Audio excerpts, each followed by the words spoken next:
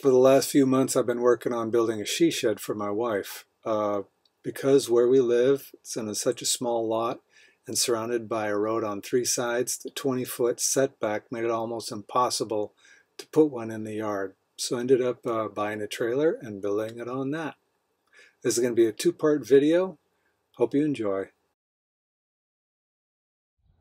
Finally found a trailer this morning on Craigslist. Spent the next few hours tearing it all apart. Now I got the old flooring up in my truck, ready to throw that away, and I'm about ready to get started on this thing. My wood's right over there to the left. Yeah, pretty excited. So this is a big Tex trailer. Technically, this is still just a trailer holding my she shed. I added notches on the ends of the trailer on both sides, so the 4x4 skids that'll be underneath this she shed can slide out in the end, and I can move it to a new location. Technically, this is still just a trailer holding my she shed until I find a place to move it. And that might be a week off, 2 weeks, 5 years, who knows. Made a little notch here.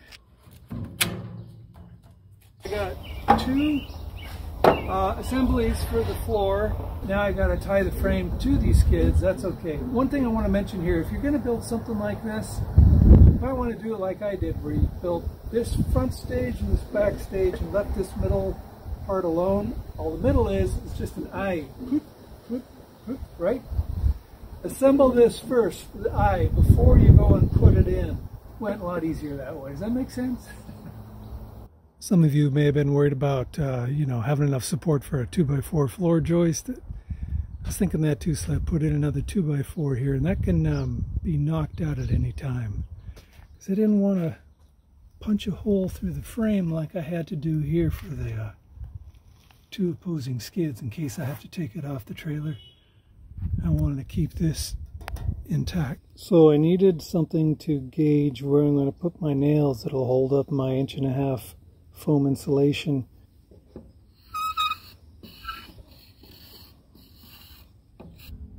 Got my tie downs to attach the frame to the skids. I've added some nails all along here to help support the foam insulation that I'm putting in. This is 1.5 inch, foil back, foil is down.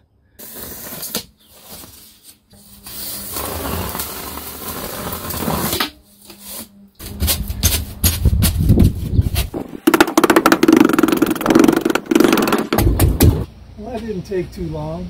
After 3 sheets, these are the leftovers. I can use these in other places in the build. Well, it's been raining the last few days, so finally got a sun break. Decided to put up a shelter. So I got the trailer all leveled out, supported front and back with these guys. And not long ago I decided, let's extend this thing 1 more foot. So it's going to be 13 feet. Chip back some of that wood so that angle iron would lay flush. So here we are about 2 weeks later. It's been raining constantly. Finally had a day with no rain.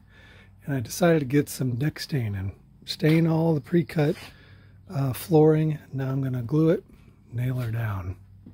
Liquid nails.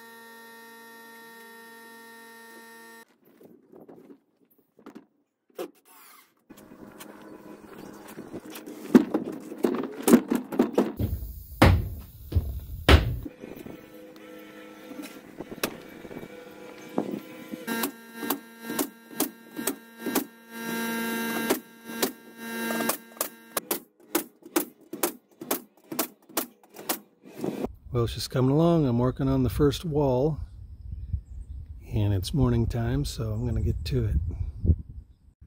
Okay, now I'm not saying this is the proper way to start framing a wall, but I went ahead and put some stoppers in each corner and along this side here, all the way along.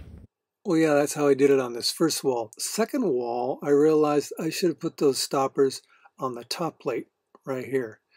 This way I didn't have the metal fender in my way and I could get a nice straight line on top. I was unable to do that the other way around. So I keep shoving everything in that corner. and then I start from this end, work my way down. In between the wood, I'm using Tight Bond, wood glue, and my 3.5 inch, I think they're 3 1/4 actually inch framing nails for the central pneumatic. Wonderful tool. I'm loving it. Well, I'm still fighting the weather, so I moved the first wall in my garage. Now I'm ready to build the second wall. To do the second wall, take the measurements for that one, these little guys, and apply it to the second wall and fill in the rest. Second wall coming right along. I got a little time just to finish the last wall. It's the end wall. I'm building it on the long wall. Got the other 2 walls leaned up here in the garage, ready to go as soon as the sun shines. I didn't use my chop saw for any of the framing so far, just the little speed square. Make your little pencil mark, bring it up here. Pencil mark goes right to the edge. Hold it tight. Done. Got the walls up. Got a little bit of tweaking to do, get it all square before we join the walls together, but yeah, it's looking like a little she shed now.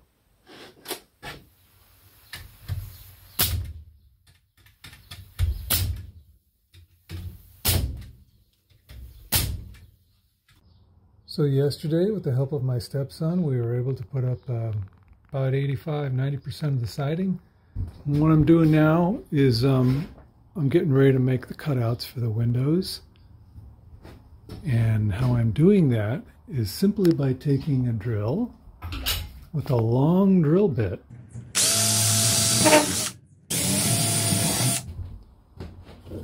Once you're done drilling your hole, I take a finish nail.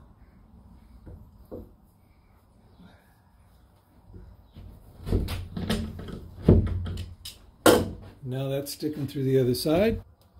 And there's your 2 nails. Here I got a nice little Sharpie felt pan, 4-foot straight edge.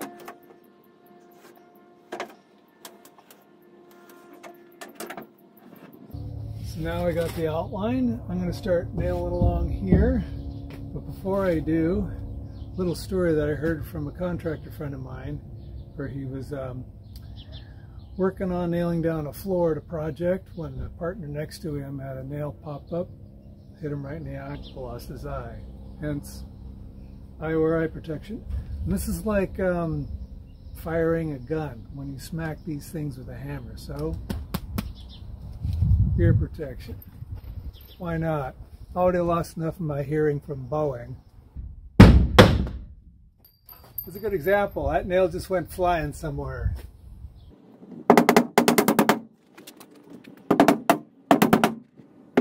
The nails that are in the corner here, give them a tap.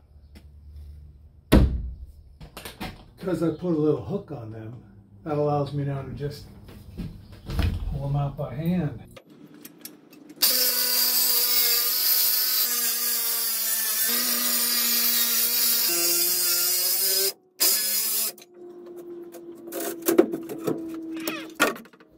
Hello. And now for a totally different perspective. This is a sheet of MDF. It's great. You can draw on it, drill holes in it. I'm on my 2nd layer now. Love it. Anyway, it allowed me to lay out my rafter. So I tacked on a little piece of the siding and measured that out to the actual width of the shed. I had already put the walls up and the siding up, so I had that dimension. Then I found the center point for that. That gave me, at least I knew where this was going to be. Didn't know the height yet, right? So I had a bunch of 2x4 by 10 footers that I was planning on just cutting into and using that as the rafters. And trying to get as much steepness as I could out of it. I decided to just angle it right in the center and then close to the approximate angle of the rafter. And that gave me an extra inch. And it's amazing how much more steepness I got. Just a little bit, a degree or 2, but it was good. So yeah, fish mouth it. Figured out a fish mouth that would work out for me, something that wouldn't compromise the end of the board. Still rest on the top plate of the wall, and have a little extra here to bring it out to that 8 foot 5.5 inch ending measurement. Anyway, lots of figuring out, but it was more not just math on paper, it was more just playing, finding the angle that I needed. I finally got exactly what I wanted. Can't exactly tell you what the pitch is, but I like it. Now, this isn't going to go anywhere. And I'm using the edge of my shelf to be the backstop. When I cut these, boom, it'll be a perfect little cut. All right, got my rafters all lined up, getting ready to cut the notch. Now on this one, we have a shallow cut here, but a real steep one here. And I've got it all blocked in. Square here. And I'm going to use this as my guide. And let's cut this baby.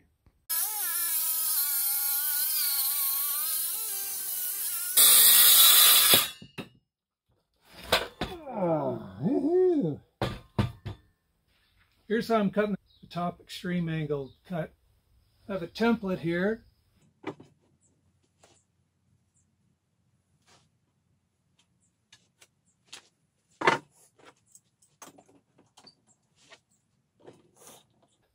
This is a nice tool to have. Finally getting to use it.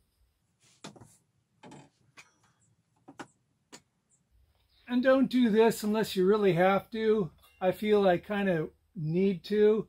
It just gets in the way, constantly getting your hand in there and moving it around. So be very careful when you do.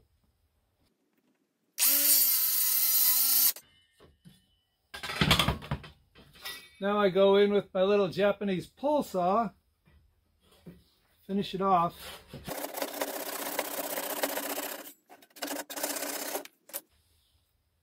There you go.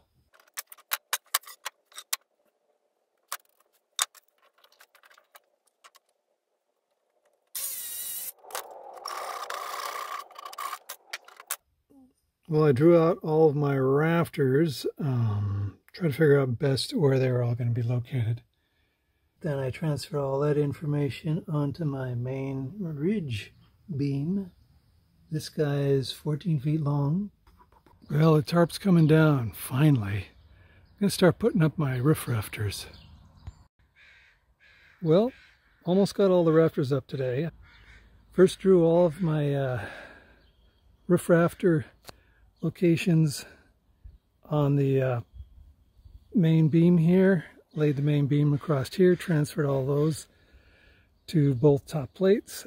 These two end rafters, I added a cross horizontal 2x4, and that helped hold up the ridge beam. We leveled it vertical. Now I'm here in the Northwest where we get maybe a foot, maybe 18 inches of snow at the most. My wife wanted an open roof here, so to help keep the walls from pulling out if I had heavy snow load, I'm installing these collar ties, they call them. And yeah, also I've got enough support in the walls that are underneath the beam to easily help support that beam from sagging at all. For the outer rafter support, which fits right in this notch here, I just took a 2x4 and ripped it down to 1 inch thick. The best way to make a notch like this is to adjust your saw to the depth of the notch. Make multiple cuts about 1/4 inch apart. That's called a kerf cut. And then you go ahead and knock that out with the hammer and then clean it up with your chisel. On the roof rafter that's got the metal bracket, I drilled 2 horizontal holes going into the end of the outer rafter support, and then I dropped in 2 long screws, and that holds it in place. So I got my screw that'll hit the ridge beam all set, and my little scrap of wood to hold the other end while I'm screwing it in. Not a great idea.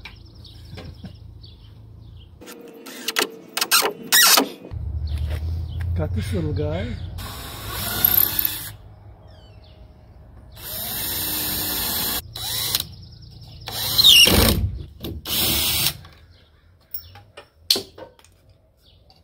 So what I had was a 14-foot ridge beam, building 13 feet long. So instead of splitting that in half, I shifted the ridge beam more toward the front. This is 9 inches wide, the other is 3 inches wide. The public's going to see this more than the other end, and it'll just be more aesthetically pleasing. The rules are that you can't have a vehicle over 8 foot 6 inches. So this is 8 foot 5.5 inches when I put the fascia boards on. I'll just be right in there. But that gives me 7 foot interior width and length for 12 foot 4, yeah. But that'd give me these real narrow eaves, which I would have liked to make longer, but you got to do what you got to do, right? Okay, I'm putting the last of the fascia board on here. Just got done putting the little vent underneath the soffit. I'll just need a little strip of wood against the wall in here to cover the little gap there. That's working out pretty good. I'm just bringing it out right to the edge here. Before adding the glue, of course, I put the board up, did a dry run, added a nail in the center of the board into a rafter, kind of a pilot nail. Then I pulled that out, and now I know where that board goes once I put it back on.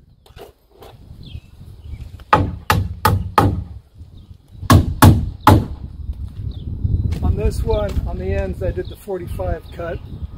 Looks a little cleaner that way. Here, I've got it to where when the plywood comes, it's level to the top edge of that. We're pretty darn close anyway.